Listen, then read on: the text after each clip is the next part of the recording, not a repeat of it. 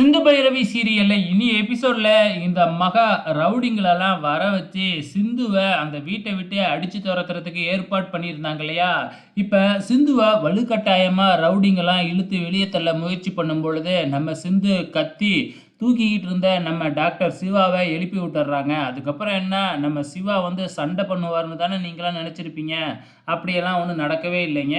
உடனே ஒடியாந்து அவங்கள விடு விடு விடுன்னு சொல்கிறாங்க. உடனே அன்னபூர்ணி இருந்துக்கிட்டு அவள் ஒழுங்காக இந்த வீட்டை விட்டு வெளியில் போக மாட்டேங்கிறா, அதுக்காகத்தான் இந்த ஏற்பாடு அப்படின்ன உடனே நான் சிந்துவை பேசி வெளியில் அனுப்புகிறேன் அப்படின்னு சொல்லி நேராக போய் சிந்துக்கிட்ட, நீ ஏன் இங்கேருந்து கஷ்டப்படுற, நீ போயிடு சிந்து அப்படின்னு சொல்லி பார்க்குறாப்புல. நம்ம சிவா சொன்ன உடனே நம்ம சிந்து என்ன போகக்கூடிய ஆளா, எனக்கு என்ன நடந்தாலும் நான் உன்னை விட்டு போக மாட்டேன், இங்கே தான் இருப்பேன் அப்படின்னு ஒரே போடா போட்டுடுறாங்க. அதுக்கப்புறம் என்ன, அவள் என்ன வெளியில் தானே இருக்க முடியும், இருந்துட்டு போகிறா, நீங்களாம் போங்கப்பா அப்படின்னு அன்னபூர்ணி ரவுடிங்களெல்லாம் அனுப்பி வச்சிடுறாங்க. மறுபடியும் என்ன, நம்ம சிந்து அங்கேயே உட்காந்து தர்ணா பண்ண ஆரம்பிச்சிடுறாங்க. இங்கே வீட்டுக்குள்ளே சிவாவை அழைச்சிக்கிட்டு போயிட்டு வந்து அன்னபூர்ணி கிளாஸ் எடுக்க ஆரம்பிக்கிறாங்க. அந்த நேரம் பார்த்து நம்ம போலீஸ் எங்கே இருந்து தான் வந்தாங்க, யார் இன்ஃபர்மேஷன் கொடுத்தாங்கன்னு தெரியல, கரெக்டாக அங்கே வந்து நிற்கிறாங்க.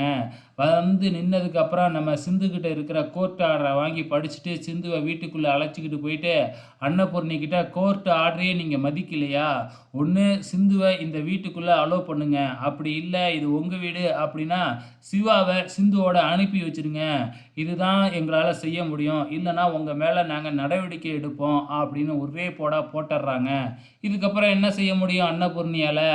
சரி, நாங்கள் சிவாவால் அனுப்ப முடியாது, அவள் வேணா இங்கே இருந்துட்டு போகிறா அப்படின்னு சொல்லிடுறாங்க. போலீஸ்லாம் போனதுக்கப்புறம் இந்த வீட்டில் எவ்வளவோ பொருள் இருக்குது, அதே மாதிரி இவரும் ஒரு பொருளாக இருந்துட்டு போகிறா, இவ கூட யாரும் பேசவும் கூடாது, இவன் நம்ம சமைச்ச சாப்பாடு நம்ம பாத்திரம் எதையுமே யூஸ் பண்ணக்கூடாது அப்படின்னு மட்டும் சொல்லிட்டு போயிடுறாங்க. அதுக்கப்புறம் என்ன, எல்லா சீரியல் படத்துலேயும் வந்து பார்த்திங்கன்னா ஒரு பாலடைஞ்ச ரூமை கொடுப்பாங்க இல்லையா, அதே மாதிரி சிந்துவுக்கு ஒரு புழுதி எல்லாம் ஒட்டடெல்லாம் இருக்கிற ரூமை பார்த்து ஒரு ஸ்டோர் ரூம் மாரி கொடுத்துட்றாங்களாட்டுக்கு. உடனே நம்ம சிந்து வந்து அதெல்லாம் சுத்தப்படுத்திக்கிட்டு இருக்கிறாங்க. இதை பார்த்துட்டு சிவா பின்னாடியே போய் ஃபீல் பண்ணுறாப்புல, நீங்கள் ஒன்றும் ஃபீல் பண்ணாதீங்க, ஒரு வருஷம் நான் இங்கே தான் இருக்க போகிறேன் அப்படின்னு சொல்லிட்டு நம்ம சிந்துவும் எல்லாத்தையும் சுத்தப்படுத்திக்கிட்டு இருக்கிறாங்க. ஸோ கடைசியாக என்ன நடக்குது அப்படின்னு பார்த்தீங்கன்னா, நம்ம சிந்துவோட தங்கச்சி பைரவியை பார்க்கறதுக்காக சிந்து போய் நிற்கிறாங்க. சிந்து மேலே ஏற்கனவே பைரவி கோவத்தில் இருக்கிறாங்க. ஸோ என்ன நடக்க போகுதுன்னு தெரியல, பொறுத்திருந்து பார்க்கலாம்.